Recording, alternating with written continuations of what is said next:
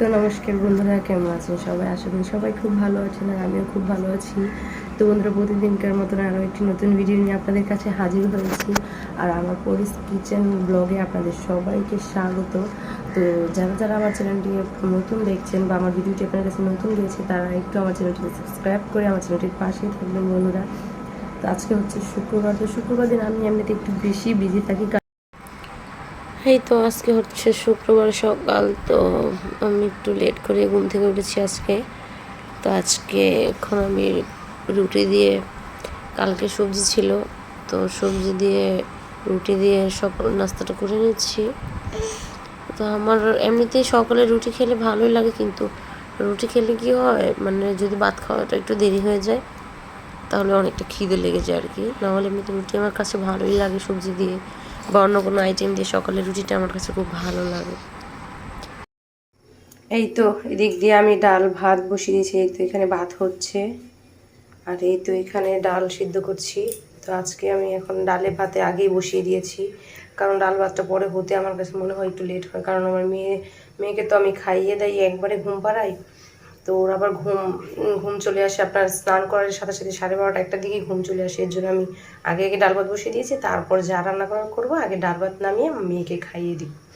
এর জন্য আর কি আগে এগুলোই রান্না বসিয়ে দিয়েছি। ডাল প্রায় হয়ে আসছে। আর এই দিক দিয়ে কিছু শাক নিয়েছি। এই শাকগুলা আমার মা কিছুদিন আগে এসেছিল এই তো অনুষ্ঠানে, তখন এই শাকগুলো নিয়ে আসছিল সেবাতে। এগুলা আমাদের মানে গ্রামের শাক, খুবই টেস্টি, খুবই মজাদার, খুবই ভালো লাগে আর কি এই শাকগুলো আমার। তো মাকে বলেছিলাম, মা এই শাকগুলো নিয়ে আইসো। তো মা নিয়ে আসছে। আর এই তো মা এই শাকের সাথে আপনার লেবু পাতাও নিয়ে আসছে। লেবু পাতা এই শাকে দিলে অনেক ভালো লাগে। এই শাকের সাথে লেবু পাতাও নিয়ে আসছে। তো আজকে শাক রান্না করব। আর এইদিকে আজকে যেহেতু শুক্রবার, তাই একটু মাংস রান্না করব। এর জন্য ফ্রিজে আগেই কেটে ধুয়ে রাখা মাংস ছিল, তো মাংসটা নামিয়ে নিয়ে এসে ভিজিয়ে দিলাম।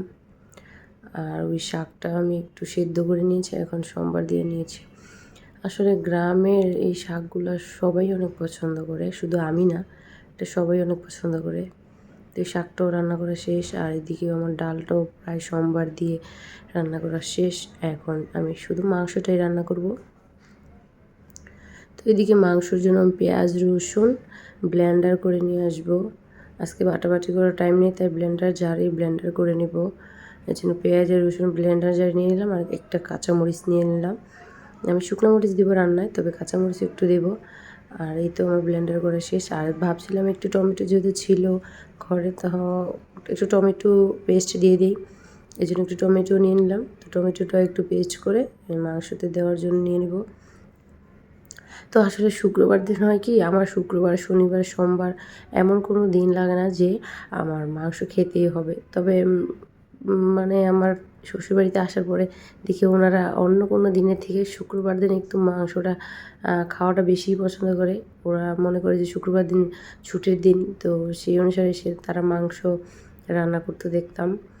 কারণ বাচ্চা কাচ্চারা স্কুলে থাকে না, ওই দিন বাসায় থাকে, তো ভালো মন্দ ওই দিনই বেশি রান্না করা হতো। তো সেখান থেকে আমারও এই অভ্যাসটা হয়ে গেছে, শুক্রবার এলে মনে হয় আজকে মাংস রান্না করতে হবে, মাংস রান্না করতে হবে। তো যাই হোক, আজকে মাংস রান্না করছি, আজকে শুক্রবার। আর আমার হাজব্যান্ডও একই রকম মানুষ, উনিও ছোটো থেকে হয়তো এরকমই দেখছে। উনি প্রবাস থেকে এটাই বলবে যে আজকে তো শুক্রবার, আজকে মাংস রান্না করবে না। তো ওই অভ্যাসটা আমারও এখন হয়ে গেছে আর কি। তো যাই হোক, ওই নিয়মে আমি আজকে মাংস রান্না করছি। আজকে মাংসতে পেঁয়াজ কুচি দিব না, শুধু পেঁয়াজ একবারে ব্লেন্ডার করে নিয়েছি, ওটাই দিয়ে দিব। আসলে মাংসতে পেঁয়াজ কুচিটা দিলেও ভালো লাগে, দেখতে সুন্দর লাগে। তবে আজকে আমি পুরোপুরি ব্লেন্ডার করে দিয়েছি, কোনো কুচি পেঁয়াজ কুচি কোনো কিছুই দিইনি, একদম ব্লেন্ডার, ফ্রেশ ব্লেন্ডার করা। তো এইটার মধ্যে সব মশলা দিয়ে দিচ্ছি, ভালো করে কষিয়ে নিব। তো যে টমেটোর পেস্টটা করেছিলাম সেটাও দিয়ে দিব। আজকে মানে গরম মশলাটা আমি আর বেটে দিব না, আজকে আমি গরম মশলাটা একদম আস্ত গরম মশলা দিয়ে দিব। বললাম তো শুক্রবার দিনে একটু ব্যস্ত থাকি, তার জন্য তাড়াহুড়ো করা হয়। তো এই তো মশলাটা আমার বসে গেছে, এখন আমি একটু মাংসটা দিয়ে দিব।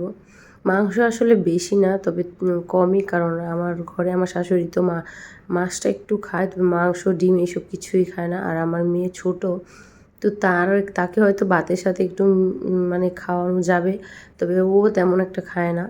তো একাই আমাকে খেতে হবে, এর জন্য এতটুকু মাংসই আমি নিয়েছি। একটা মুরগি আনলে 2 দিন খেতে পারি আর কি। তো এখানে আলুটাও দিয়ে দিয়েছি, আলু আর মাংস একসাথে কষিয়ে নিব। আমার থেকে একটু কষা কষা মাংসই ভালো লাগে, তবে আজকে একটু ঝোল রান্না করব। অনেকে আছেন যারা কিনা মাংসতে হোক তরকারিতে হোক গরম জলটা ইউজ করেন, কিন্তু আমিও অনেক সময় গরম জল ইউজ করি, কিন্তু আজকে করব না। আজকে আমি ঠান্ডা জলটা ইউজ করব, বললাম না ওই যে তাড়াহুড়ো, এর জন্য আজকে গরম জল করলাম না।